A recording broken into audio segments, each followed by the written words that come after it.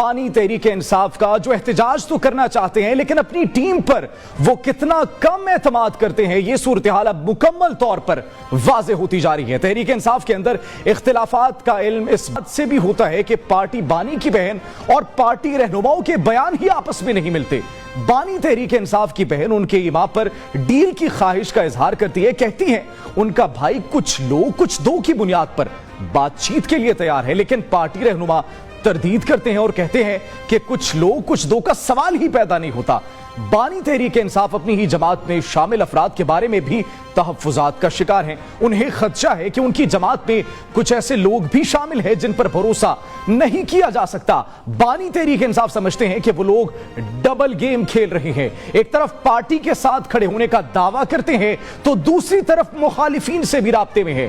बानी तहरीक इंसाफ के ट्वीट ने पार्टी क़यादत को कटहरे में खड़ा कर दिया है। उन्होंने ट्वीट में लिखा, पार्टी के तमाम लोगों को पैगाम देना चाहता हूं, आप में से कोई भी इलेक्टेबल नहीं है, आप सब नजरिए के जोर पर जीत कर आए हैं। मुझे सबके बारे में मालूम है कि कौन विकेट के दोनों अतराफ खेल रहा है।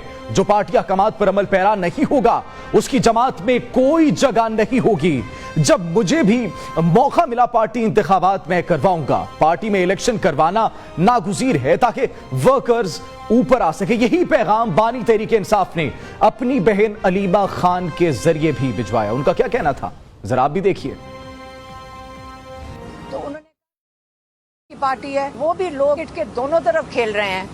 उनको भी मैं बताना चाहता हूं कि उनकी कोई पार्टी में जगह नहीं है। वक्त आ गया कि वो अपना फैसला कर लें, या वो नजरी के साथ खड़े हैं या वो ये जजीती निजाम के साथ खड़े हैं। नाज़रीन, आखिर तहरीक इंसाफ के वो कौन से लोग हैं जो विकेट के दोनों जानिब खेल रहे हैं?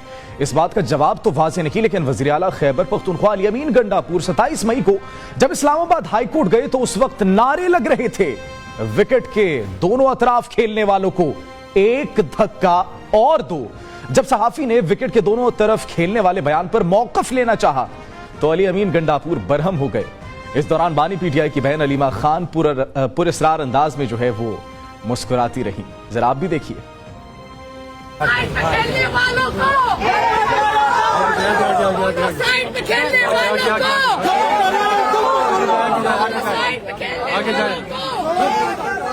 कह रहे हैं कि मुझे विकेट के दोनों तरफ खेलना पड़ता है कौमी मफाद की खातिर। तो क्या इमरान रिहा करो एक तरह से सवाल किया करो ना, ठीक है सर पाऊँ किसी ने प्लान किया होता है, पता नहीं क्या सवाल करे, मैं जवाब। नाज़रीन, 2 दिन पहले बानी तहरीक इंसाफ ने कुछ लो और कुछ दो की बुनियाद पर बात करने का इंदिया जाहिर किया था। बहन अलीमा खान ने पार्टी बानी का पैगाम पहुंचाया था कि साथ बैठकर बात करें और बताएं कि बानी तहरीक इंसाफ क्या चीज छोड़ें जो आप उन्हें रिहा कर देंगे। बानी की बहन का यह बयान आया तो पार्टी रहनुमाओं ने इस मौक़िफ़ से इनकार कर दिया। आप बताएं वो क्या चीज छोड़े तो आप उसको रिहा करेंगे। आप पीछे ना बैठे, सामने आके बैठे, हम मेज के ऊपर हमारे साथ बैठ जाएं, हम तैयार हैं। आप बताएं, गिव एंड टेक करना चाहते हैं, हमें बता दें इमरान क्या गिव करे और आपको क्या चाहिए। उन्होंने कभी ऐसा नहीं किया कि आओ कुछ हमसे गिव एंड टेक कर लो और लेट खान साहब भी फ्री। खान साहब कैटेगोरिकली कह चुके हैं कि मैं कभी भी डील के सूरत में बाहर नहीं आऊंगा। गिव एंड टेक सिर्फ उस हद तक है कि पाकिस्तान के लिए अगर कोई बात करना चाहता है तो बात करे, लेकिन मेरे लिए कोई गिव एंड टेक का सवाल पैदा ही नहीं है।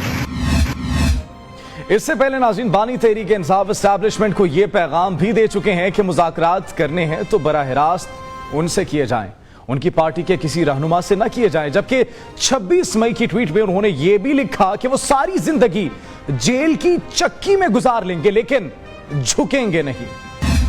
नाज़रीन, अब यहां पर एक जानिब डील की बातें और दूसरी जानिब मुज़ाकरात की बातें हैं, तो दूसरी जानिब फिर 9 मई 2023 को इस्लामाबाद के थाना रमना पर हमला करने वाले तहरीक इंसाफ के रुकने कौमी असम्बली और साबिक रुकने सूबाई असम्बली समेत 11 कारकुनों को 27 साल कैद की सजा सुना दी गई है।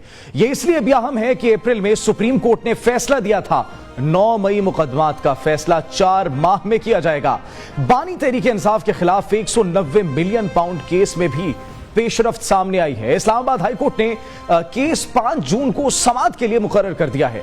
बानी पीटीआई और बुशरा बीबी की सजा मुअत्तली की दरखास्त पर कायम मकाम चीफ जस्टिस सरफराज डोगर और जस्टिस मोहम्मद आसिफ समाअत करेंगे, जबकि तज्जियाकार हफीजुल्लाह नियाजी बानी तहरीक इंसाफ को रिलीफ मिलने की नवीद पहले ही सुना चुके हैं। अब नाज़रीन, इस तमाम तर सूरत हाल को देखते हुए सवाल यह है कि क्या वाकई में 5 जून बानी तहरीक इंसाफ के लिए रिलीफ लेकर आएगा? अगर बानी तहरीक इंसाफ किसी डील पर रजामंद नहीं है तो उनकी बहन अलीमा खान ने ऐसा बयान आखिर क्यों दिया? और सवाल तो यह भी है कि तहरीक इंसाफ में वो कौन से लोग हैं जो विकेट के दोनों जानिब खेल रहे हैं।